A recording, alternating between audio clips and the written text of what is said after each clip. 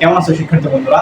দেখো, বিগত যে পর্বগুলো ছিল, পর্ব 1 এবং পর্ব 2 এ তোমাদের নবম এবং দশম শ্রেণীর যে তৃতীয় অধ্যায় আছে বীজগাণিতিক রাশি, ওটার কিছু উদাহরণ ছিল, ওগুলো আমরা সলভ করেছি। 6টা উদাহরণ সলভ করানো হয়েছে।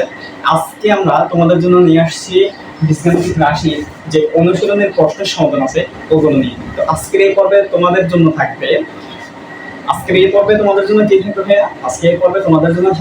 তোমাদের তৃতীয় অধ্যায়ে 3.1 অনুশীলনী প্রশ্ন 1 ক, খ, গ এর সমাধান। ঠিক আছে? তো দেখো, এই প্রশ্নগুলো আমরা একটু দেখে নিই। এখানে দেখো, 1 নম্বর কোশ্চেন যেটা 3.1 এর অর্থাৎ 3.1 এর 1 নম্বর প্রশ্ন বলছে যে সূত্রের সাহায্যে বর্গ নির্ণয় করো। দেখো, এর আগে যে উদাহরণগুলো আমরা করছি ওখানে কিন্তু আমরা সূত্রের সাহায্যে কিছু বর্গ নির্ণয় করতে পারছি। তোমরা যদি ওগুলো ভালো করে বুঝে থাকো তাহলে আশা করি যে এগুলো নিজেরাই পারবা, ভাই আর করাই দেওয়ার দরকার নেই। কিন্তু তুমিও করাই দিচ্ছি, যেহেতু তোমাদের জন্য ভিডিও বানাচ্ছি, তার মানে করতে তো হবেই, তাই না? এখন দেখো, এই যে বলছে বর্গ নির্ণয় করতে, বর্গ মানে কি? বর্গ মানে তো স্কয়ার, তাই না? বর্গ মানে কি? স্কয়ার না? কিসের উপর স্কয়ার হবে? এক্স, ওয়াই, জেড ইত্যাদি। 1, 2, 3, 4 ইত্যাদির উপর হতে পারে। এই যে কোনো কিছুর উপর স্কয়ারটা হতে পারে। ঠিক আছে? তুমি বুঝতে পারছো? এখন দেখো, আমাদের যে ক প্রশ্নটা আছে, অর্থাৎ 2a + 3b এর বর্গ নির্ণয় করো। একেবারে ইজি। কিভাবে বর্গ নির্ণয় করবো? দেখো, ক নম্বরটা দেখো, 2a + 3b এর বর্গ নির্ণয় করতে বলছে আমাদেরকে। এখন কিভাবে বর্গ নির্ণয় করবো? বর্গ মানে হচ্ছে স্কয়ার, তার মানে কার উপর স্কয়ার হবে?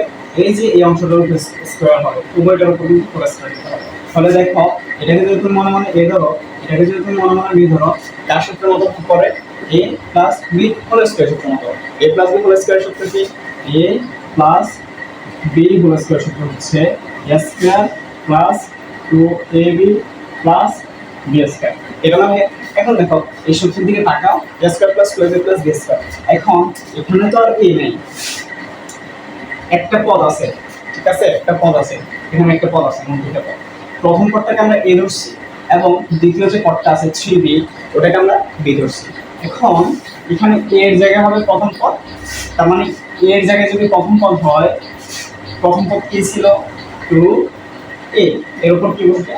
স্কয়ার বসবে, কারণ এখানে একটা স্কয়ার ছিল সূত্রের মধ্যে। এরপর দেখো সূত্রের মধ্যে প্লাস আছে, দিলাম প্লাস 2ab। 2 কোথা থেকে আসছে? 2টা হচ্ছে সূত্রের। ঠিক আছে? 2a এ মানে হচ্ছে 2a * b, b মানে হচ্ছে 3b + b square. b square মানে 3b হোল স্কয়ার। ঠিক আছে? এখন দেখো, 2a স্কয়ার, তার মানে 2 এর উপর স্কয়ার আছে, a এর উপর স্কয়ার আছে। 2 এর উপর যদি স্কয়ার থাকে কত হবে? 2 কয়টা গুণ হবে? 2টা গুণ হবে। 2 দুগুণে 4, 4a স্কয়ার প্লাস এই যে এগুলো গুণ করবা, অর্থাৎ নাম্বার যেগুলো আছে এগুলো গুণ করবা, আর চলকগুলোকে যেমন আছে তেমনি রেখে দেবা। ঠিক আছে? 2 দুগুণে 4, 3 4 12, তাহলে হয় 12ab। ঠিক আছে? প্লাস 3 এর উপর স্কয়ারটা আছে, b এর উপর স্কয়ারটা আছে। 3 এর উপর যদি স্কয়ার থাকে 3 কয়বার গুণ হবে? 2 বার। তাহলে 3 যদি 2 বার গুণ দাও তাহলে হবে 9। তারপর b এর উপর যে স্কয়ার আছে, b স্কয়ার। এটা হচ্ছে তোমাদের ক এর সমাধান। ঠিক আছে? তোমরা বুঝতে পারছো? আশা করি এটা বুঝে দেওয়া লাগবে। এরপর দেখো, খ নাম্বার যেটা বলছে, ওই খ নাম্বারের মধ্যে আছে কি? x² + 2/y² বলছে, এটা বর্গ নির্ণয় করতে। এটা আমরা কিভাবে নির্ণয় করব? একেবারে সহজ, দেখতে একটু ভেজাল লাগলেও কোনো ভেজাল নাই, একেবারে সহজ। দেখো, ভাইরা এখন হয় যে সমাধান আছে ওটা পাবো। তার মধ্যে x² আছে না, x² + 2/y², এটা করো। দেখো, বর্গ মানে কি? দুটোর উপরে স্কয়ার হবে। ঠিক আছে? তার মানে হোল স্কয়ার। বর্গ নির্ণয় মানেই হচ্ছে এটা, উপরে একটা স্কয়ার দিয়ে দিবা, ভিতরে যদি কোনো কাজ করার থাকে তাহলে ওটা করে নিবা। ঠিক আছে? এখন দেখো, এটাকে যদি a ধরি, এটা যদি b ধরি, তাহলে কি হয়? a + b whole square. সূত্রটা আগেরটাই। তাহলে এর জায়গা আছে x², উপরে হবে whole square, a² + 2 * a * b plus b square. b এর জায়গায় আছে 2/y²। এটা না? আচ্ছা, এখন দেখো x এর উপর কি আছে √2 অর্থাৎ 2 গুণে 4 প্লাস এখানে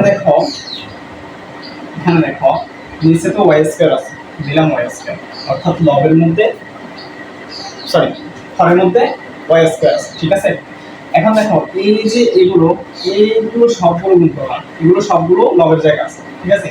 তাহলে 2x স্কয়ার 2 এর 2 4 হয় 4x স্কয়ার, তারপর দেখো প্লাস আছে প্লাস, এখানে কি হবে 2 এর উপর স্কয়ার আছে, y স্কয়ারের উপর একটা স্কয়ার আছে, কারণ 2 এর উপর যদি স্কয়ার থাকে হবে 4, y স্কয়ারের উপর যদি একটা স্কয়ার আছে y টু দি পাওয়ার 4, ঠিক আছে। এখন তোমরা বুঝতে পারছো? না বুঝলে আবার একটু বোঝাই কষ্ট করে ভাইয়া। দেখো বলছে x স্কয়ার প্লাস 2y স্কয়ারের বর্গমূল হবে, আমরা লিখলাম x square plus 2y square whole square, যেহেতু এটার বর্গমূল নির্ণয় করতে বলছে তাই দুটোর উপর আমরা হোল স্কয়ার দিছি। এখন একটু যদি তোমরা ইমাজিন করো দেখবা যে এটাকে যদি মনে হয় a ধরো, এটাকে যদি মনে হয় b ধরো, তাহলে কি দ্বারা a plus b whole square সূত্র, ঠিক আছে। a plus b whole square সূত্র আমরা কি জানি?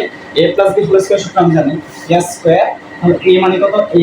a মানে হচ্ছে সম্পূর্ণ এটা, আর b মানে হচ্ছে এটা সম্পূর্ণ, ঠিক আছে। তাহলে a এর জায়গায় বসবে x স্কয়ার, মানে x স্কয়ার হোল স্কয়ার, তারপর সূত্রের প্লাস 2 ইনটু এর জায়গায় কত বসবে? এই x স্কয়ারটা বসবে, দিলাম x স্কয়ার ইনটু b এর জায়গায় বসবে 2y স্কয়ার, এই যে 2y স্কয়ার দিলাম, তারপর হচ্ছে প্লাস b স্কয়ার, b এর জায়গায় কত বসবে? 2y স্কয়ার হোল স্কয়ার, ঠিক আছে। বুঝতে পারছো? এরপর দেখো x তো জেনারেল সামনে থাকবে, চলো কোনো চেঞ্জ নাই, এখানে সূচকের পরিবর্তন হবে, হ্যাঁ, যদি 4 অর্থাৎ x to the power 4 plus এই যে 2 ইনটু x স্কয়ার, এগুলো কার সাথে গুণাকার আছে জানো? এখানে যে 2 আছে এটার সাথে গুণাকার আছে, এজন্য আমরা সবগুলো লবকে গুণ করে দিয়েছি, অর্থাৎ 2 যদি তুমি গুণ দাও 4 x স্কয়ার জেনারেল সামনে থাকবে, সো এখানে x স্কয়ার, ঠিক আছে, এখানে x স্কয়ার হবে। আচ্ছা এখন দেখো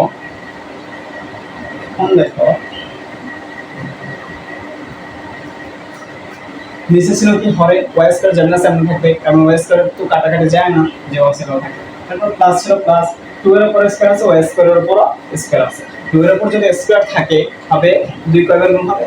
2 বার, 2 যদি 2 বার গুণ দাও 2 ইনটু 2 সমান সমান 4, ঠিক আছে। সবাই জানো এটা বাচ্চাদের বিষয়, তোমরা সবাই জানো 4 বাই y টু দি পাওয়ার 4। কেন y টু দি পাওয়ার 4 দিছে?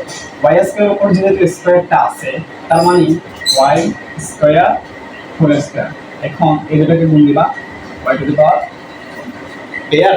বুঝতে পারছো? আশা করি তোমরা বুঝতে পারছো।